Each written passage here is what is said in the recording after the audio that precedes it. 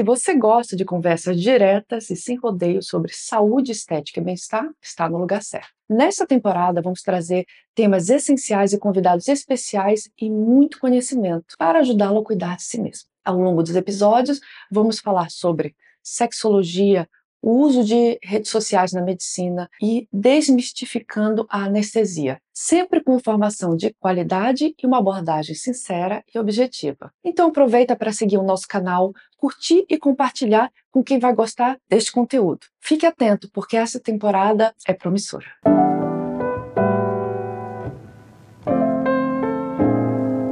Olá, estamos aqui para mais um episódio Joana Sincera.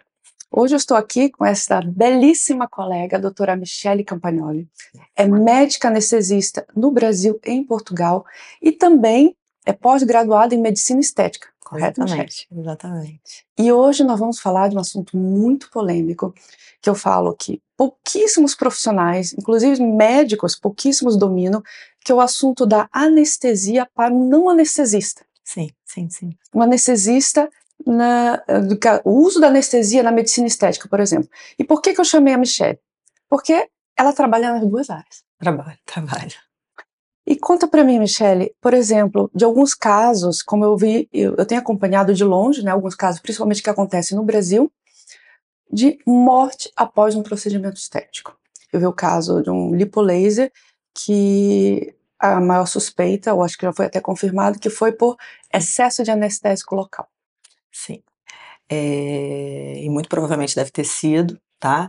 Eu acho assim que, conforme a gente já tinha conversado previamente, o uso de anestésico local no contexto ambulatorial, ele é muito, as intercorrências são muito ignoradas, muito subestimadas e também subdiagnosticadas e subnotificadas, tá? As pessoas trabalham com uma fantasiosa margem de segurança e quase nunca estão preparadas para as intercorrências que podem advir do uso do anestésico local. O anestésico local, quando você infiltra ali o que você está querendo, dá conforto para o paciente, e isso é muito louvável, eu acho, assim, num procedimento, ainda mais de caráter estético. Convém que o paciente esteja confortável para fazer aquele procedimento, entretanto, não é isento de riscos, tá? É uma droga que está descrita, as drogas anestésicas, né, de anestésico locais estão descritas há muitos anos, e a toxicidade sistêmica é uma realidade, tá? Ele tem aquele efeito local, mas essa droga sempre é absorvida em diferentes graus, consoante o tipo de droga que está se usando e a via de administração. Ela faz aquela analgesia local, mas a quantidade de droga que é absorvida, ela tem efeitos sistêmicos, nomeadamente no sistema cardiovascular e sistema nervoso central também. E quais são os primeiros sinais e sintomas de uma intoxicação de anestésico local? Então, o paciente sempre, quase sempre, pode abrir com pródromos, né, que a gente chama, porque os efeitos, os sintomas neurológicos, eles antecedem os efeitos cardiovasculares. Uhum. E isso é uma mais-valia, é uma sorte, porque Sim. o paciente vai referir zumbido, classicamente, né? Zumbido no ouvido, dormência no lábio, gosto metálico, tá? E isso vai num crescente, se a pessoa não se ater, né, não está preparado e saber que esses são sintomas. Sim. Já de reação sistêmica, de efeito sistêmico do anestésico local, não consegue se preparar para o que vem a seguir, porque a coisa vai num crescente.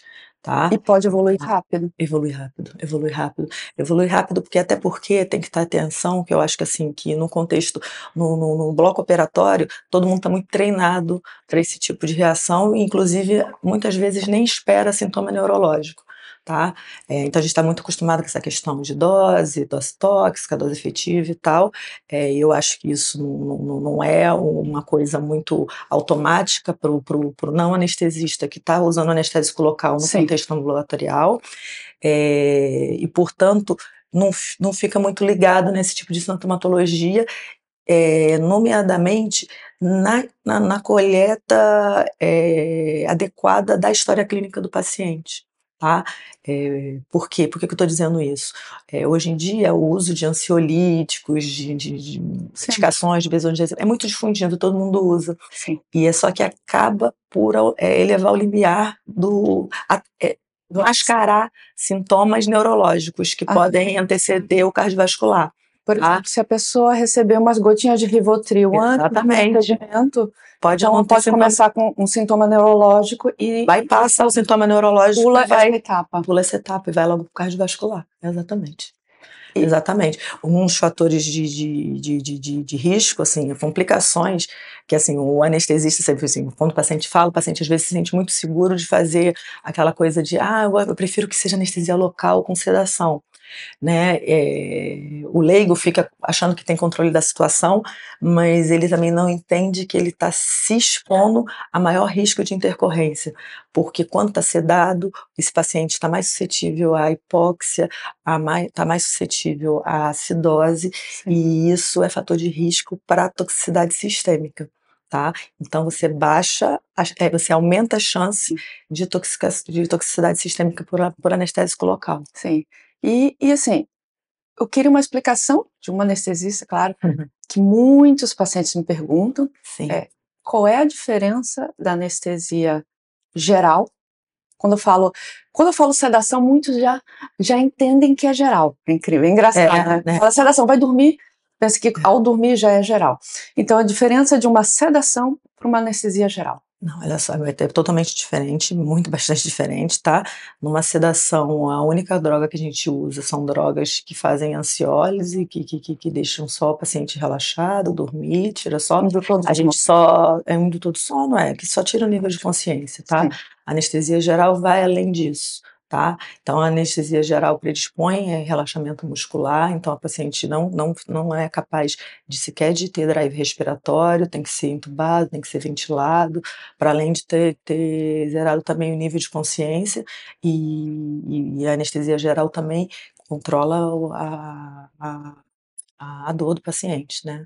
Então, você tem, tipo assim, um tripé, né? Você faz a hipnose, relaxamento e a dor, né? A analgesia.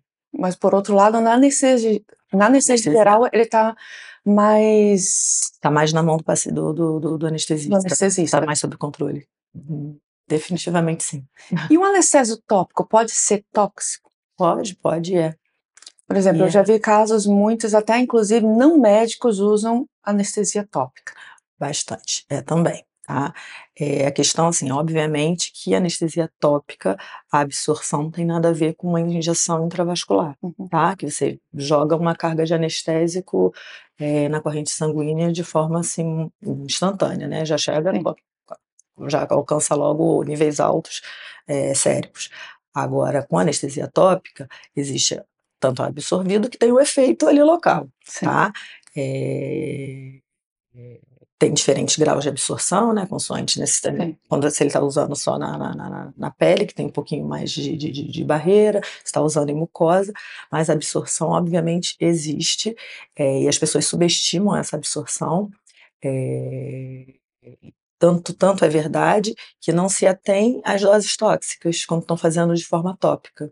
Né? Por exemplo, você imagina um creme anestésico com lidocaína a 20%. Né? Eu sempre, quando me perguntam, eu sempre falo assim, olha, já que você não está monitorizado, o paciente não está monitorizado, você não escolheu, fez aquela história clínica muito en passant, né? E quer, assim, dar conforto para o paciente, tenha em mente que, por exemplo, trabalhe primeiro com uma dose mais segura, um pouquinho mais abaixo do recomendado, né? Vai usar 5 miligramas por quilo, 5 miligramas por quilo eu uso no bloco de dose tóxica. Agora, em ambiente de consultório, por que não usar 3 por quilo? Tá? Então, imagina que se você está pensando em 5 miligramas por quilo, uma pessoa de 60 quilos, a dose tóxica ali é já 300 miligramas. Só que você está usando um creme anestésico a 20%, né? Em 3 ml você já tem 600 miligramas, entendeu? Então você já está ali numa margem perigosa. Não é porque é creme que não faz exatamente. E faz. Tá? E mais uma vez sobre o cálculo, que é sempre uma dificuldade muito grande sobre esse cálculo, né, de quantos miligramas por quilo. Tem diferença se eu for calcular para um obeso e para um atleta? Por exemplo, Na um obeso verdade, assim, de 100 quilos e um atleta de 100 quilos, tá, na verdade, assim, geralmente a gente faz o cálculo pelo peso ideal, né? pelo peso ideal. Não vai um de 100 quilos, até porque o paciente que é obeso e tal, ele tem mais risco, inclusive, de fazer toxicidade, porque paciente, por exemplo, doenças como diabetes, qualquer coisa que leve à disfunção mitocondrial, síndrome metabólica e tal, são fatores de risco para toxicidade sistêmica, tá?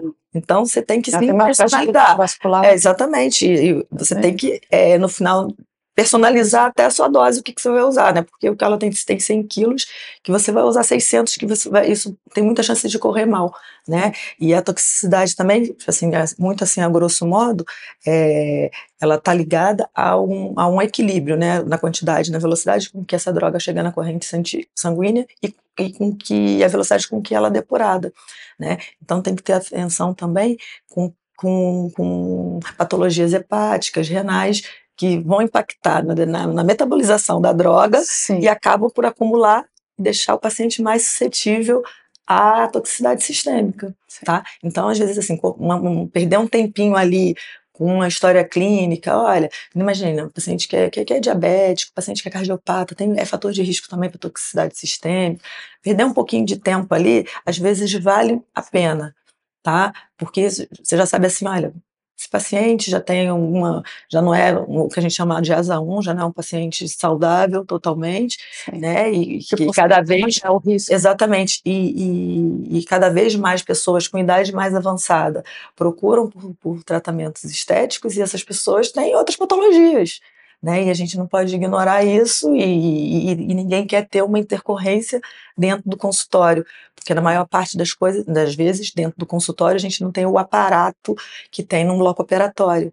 E essa que é a questão. Então, assim, eu acho que a melhor atitude para evitar, né,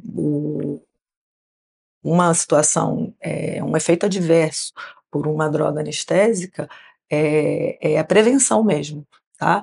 Usar a menor dose efetiva, sabe? Fazer incrementos, fazer doses aos poucos, incrementando, fazer aspiração para evitar injeção intravascular, tá?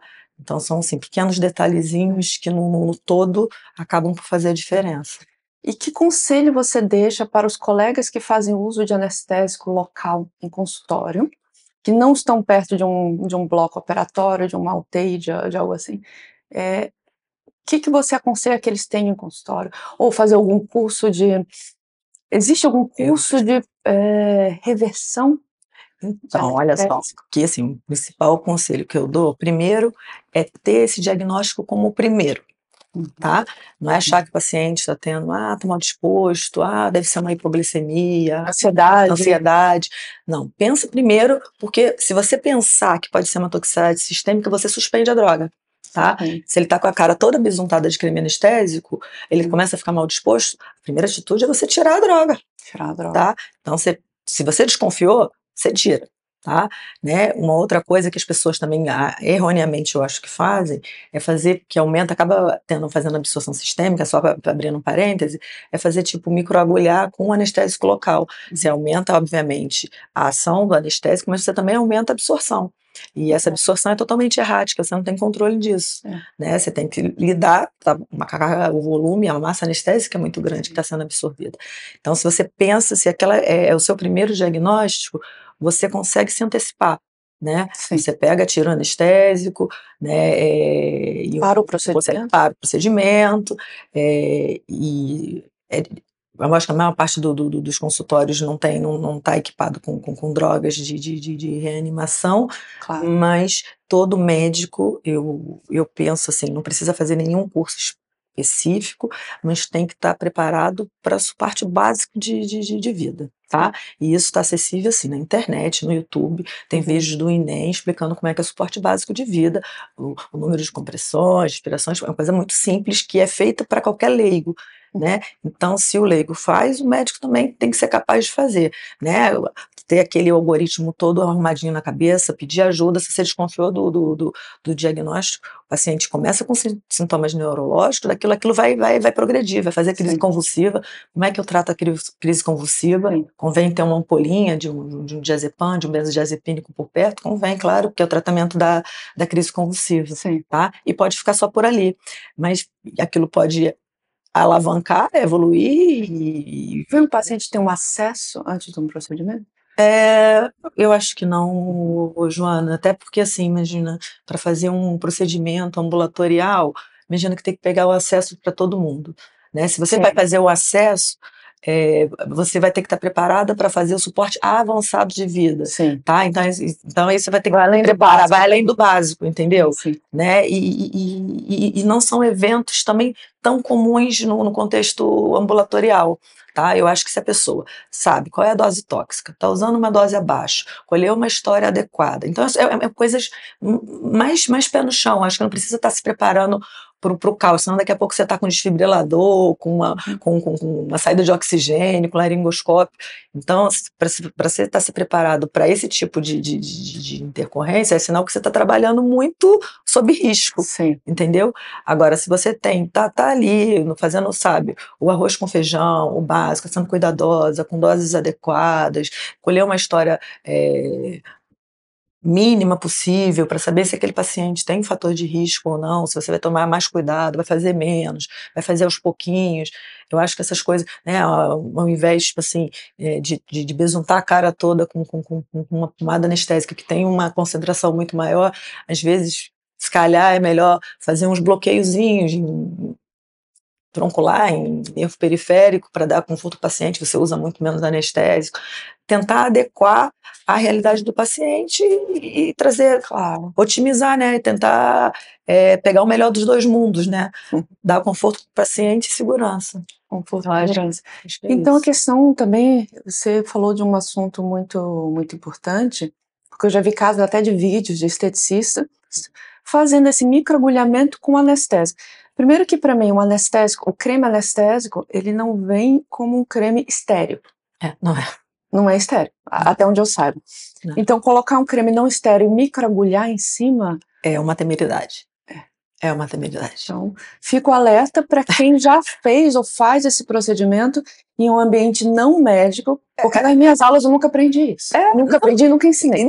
E fez muito bem, porque você só vê assim, não médico mesmo fazendo, uma pessoa, né, que realmente o dito popular é a verdade, a ignorância é uma dádiva. A pessoa faz sem saber do risco. Sem saber o que está fazendo. E por isso, e nesses casos, quando você vai investigar, tem sempre associação. Por exemplo, aquele caso de falecimento pelo fenol, eu faço fenol há muitos anos, e culpam fenol, mas eu mesma nunca tinha visto fazer cortes, fazer pequenos cortes ou microagulhar qualquer coisa antes de pôr fenol.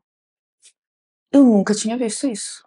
Foi um caso, realmente foi novo. Tinha até feito essa técnica eu não aprendi. Eu tinha feito até uma live com uma colega do Brasil, que ela queria que eu comentasse esse caso do fenol, né? E eu achei ali que foram múltiplos fatores. Múltiplos fatores, sim. Né? Que acabaram expondo o rapaz ao óbito. Sim. Né? E as pessoas têm que investigar. Condenaram o fenol, mas ela tinha feito anestésico, tinha aberto várias portas de entrada, então é um conjunto de coisas inadequadas que colocaram o rapaz sob risco de... um conjunto de ações inadequadas por uma pessoa não habilitada Exatamente. em fazer, num local também não habilitado, não preparado para fazer, até porque tinha uma câmera e, até onde eu saiba, em consultório proibido. Né? Proibido. E assim, e muitas vezes o procedimento acaba pagando, levando a fama de ser mal, um procedimento que é feito há décadas. Eu há mais de uma década faço. Então. E acabou que prejudicou toda uma classe de profissionais e aquelas pessoas que seriam beneficiadas desse tipo de procedimento. Por esse tipo de procedimento. É verdade. E eu vejo que quando eu proponho alguma cirurgia para um paciente, a primeira coisa é dar um passo para trás. Mas anestesia. Ele tem mais medo do ato anestésico sim. do que da cirurgia em si. Mas isso aí, assim, é um medo, assim, muito, muito comum na população em geral, Sim. é pelo fato de estar, assim, perder o controle, né? Perder o controle, Você sim. pegar, entregar a sua vida Sim. nas mãos de uma pessoa que, no fundo, você não conhece. E provavelmente nem vai lembrar o nome. E é verdade, você, tipo assim, a relação do paciente, na maior parte das vezes, é com o cirurgião. O anestesista ali, ele entra como o padre, né? Ele quer saber tudo da sua vida, você tem que confessar tudo, né? O que você pode, você usa tudo, inclusive, confessa tudo. Às vezes eu me sinto assim no confessionário, a pessoa vai falando o que eu perguntei, o que eu não perguntei, vai falando tudo, e a pessoa tem que estabelecer ali um vínculo de confiança, sabe? Num espaço curto de tempo, né? E isso é muito assustador, né? É muito assustador. O paciente pode escolher um anestesista? Na maior parte das vezes, não, mas em algumas vezes, sim.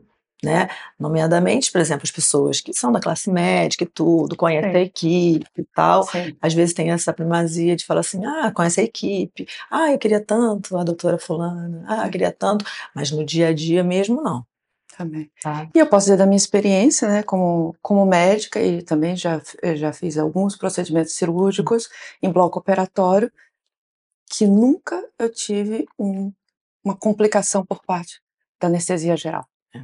A anestesia geral é muito, eu nunca tive. muito seguro. Nunca tive. Então, essa é a minha experiência. Não sei se foi muita sorte, mas eu nunca tive. Não, e também os colegas que principalmente aqui em Portugal, eu fiquei admirada. Logo depois de uma anestesia geral, o paciente vem, em poucos minutos, acordado, não. Conversando. E as drogas atuais, Joana, são já, assim, a anestesia é uma especialidade nova, né? Sim. Mas que evoluiu muito, né? Ao longo, principalmente dos últimos anos. Então, as drogas têm depuração super rápida, deixam muito menos ressaca. A anestesia que se faz hoje não tem nada a ver com a anestesia que era feita há 20, 30 anos atrás, que é logo ontem, né?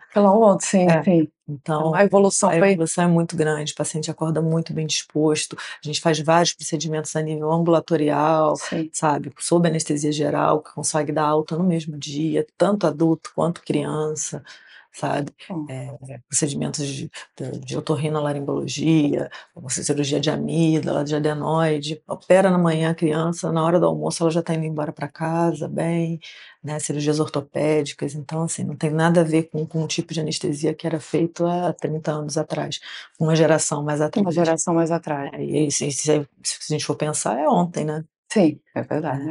E hoje em dia, nós acompanhamos isso. Coisa assim, não, é mesmo muito, muito, muito segura. Michele, muito obrigada por nos ajudar a desmistificar a anestesia, né, o ato anestésico, que é um ato médico. É um ato médico. É um ato médico. Então, fica a dica aqui para, se você for receber algum tipo de anestésico, vai ter que ser em ambiente médico, hospitalar ou consultório, uma clínica. Com médico, né? Sim. Sempre, se for com médico, a pessoa já sai na frente, né? Já sai na frente, porque se é submetido a um procedimento por um profissional não médico que manipula esse tipo de drogas e não tem um mínimo de conhecimento, a pessoa já está se pondo em risco. Sim, muito obrigada, foi de extrema utilidade. Fica aqui esse papo sincero, essa menina linda que nos ajudou a esclarecer essa questão polêmica. Obrigada a todos.